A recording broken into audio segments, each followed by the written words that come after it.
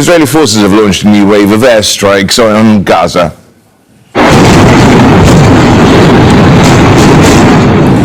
There have been several attacks overnight targeting Palestinians in both the northern and southern parts of the Strip. And another infant has died in Gaza as a result of harsh winter conditions. Mahmoud Al-Aqra was just a few days old. Local authorities are warning about an imminent humanitarian crisis after storms destroyed makeshift shelters. Children are often the most vulnerable, and aid groups say Israel is defying calls to allow supplies like tents to enter the territory. Yeah, it's been a very dizzying period of escalation, and it started to sound as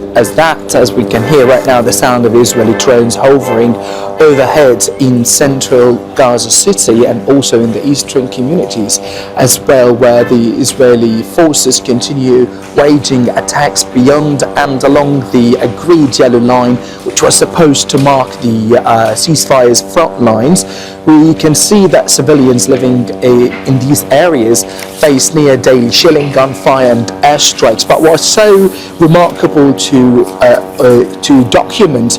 earlier this morning is that there is a huge surge in terms of the demolition operations in multiple areas, as these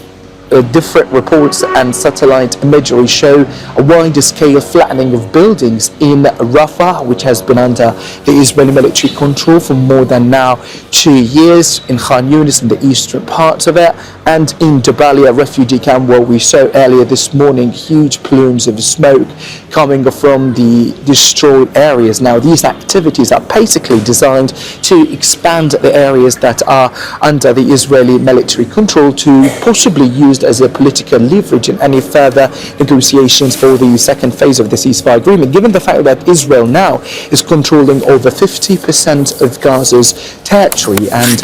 what has been so massive is that Israel is confirming that such activities have been viewed as defensive, but what we are documenting are demolitions and strikes on already evacuated civilian spaces, which significantly raises questions about whether this is security enforcement or a territorial reshaping under the cover of a ceasefire, which has triggered a sense of frustration among Gaza's civilians, who have been saying that there are hundreds of people have been killed